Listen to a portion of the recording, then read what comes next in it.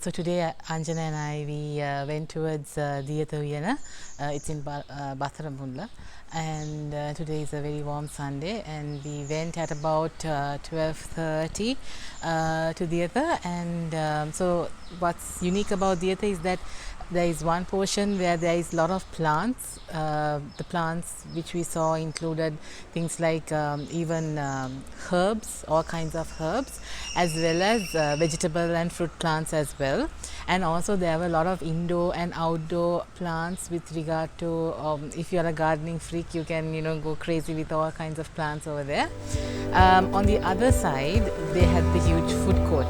So we went to explore the food court. Unfortunately, there weren't many vegan options. However, there were a few places which said that they can do a few mushroom submarines. There was a place which offered mushroom submarines, but it's not vegan, it's vegetarian.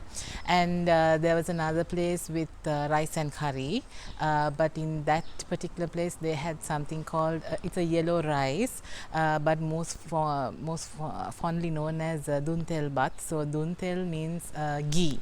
So if you see that, you should avoid it, because most of the places when they say duntel bat, they use the cow ghee.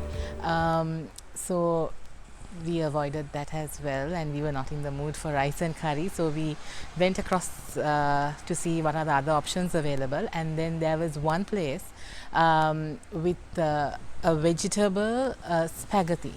They had two options. They had the cheese pasta. Of course it's not vegan, but it's vegetarian. And the next option they had was the veganized version of a pasta. So this particular pasta, it has it has tomato sauce and soya sauce mixed in it, with a few spices and a few vegetables in it. A portion costed us around 300 rupees.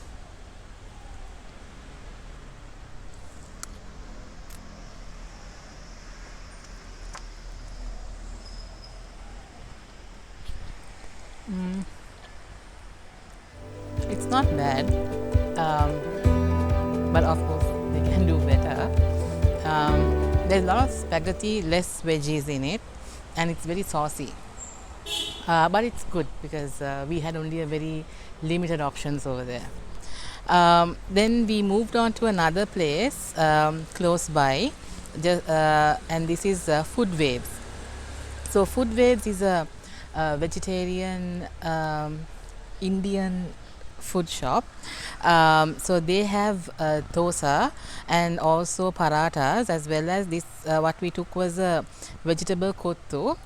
The specialty about this is that they have put in lots of cashews as well as kadala or chickpeas, and they said that this particular one is vegan. They had two options. They had another one with it's called chili parota, but that has ghee in it, so we avoided that.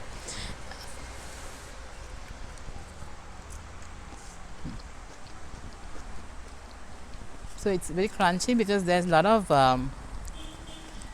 cabbage and lot of carrot in it, and also they have not been stingy with the cashews, so there's a lot of cashews in it, and it's quite nice. And the portion is 400 rupees or 300 rupees, I'm not sure. It's either 300 or 400 rupees. They also are serving with this a raita and another gravy, but those two options are not vegan, so we avoided those two options.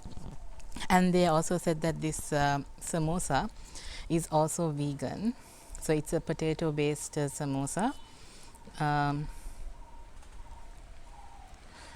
quite flaky.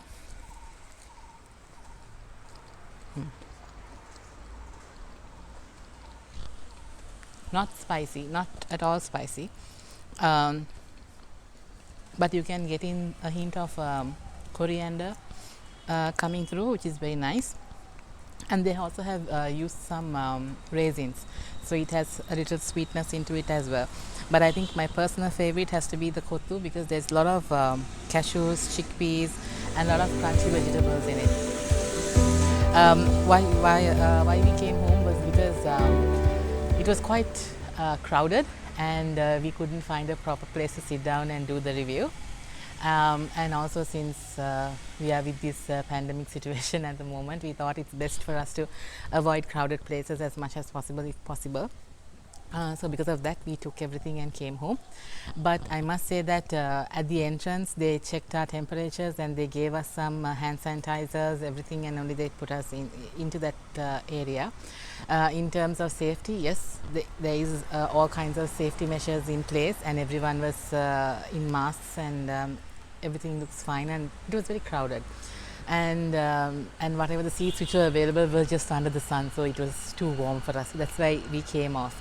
Overall, these are the only two places which we were able to find vegan food. Apart from that, there were another two places. That one place with the rice and curry, if you are into the mood of rice and curry, and the other place is with all kinds of juices. So they had lots of fresh juice options available. Only thing is, if you are taking juice like wood apple, sometimes they add milk into it, so you have to be a little bit specific about it when you are ordering, and tell them not to use any kind of milk when they are preparing wood apple juice. So overall, the experience was fine. We can also, if we are vegetarian or vegan, we still can go to Diyatha and have a decent meal, and also it's not very expensive. And that place is really nice for us to go out as a family, to explore and see what type of plants which we can bring home, and try to grow our own plants. So for our cafe, we also brought in a few herbs, because we want to grow our own herbs, including the salad leaves, and use it in our food, so that we can step by step go organic as well, by planting and growing our own food, whatever we serve. So hopefully, in another few months, maybe we'll be able to have a lovely little garden as well, and we can source all our vegetables from our own garden itself.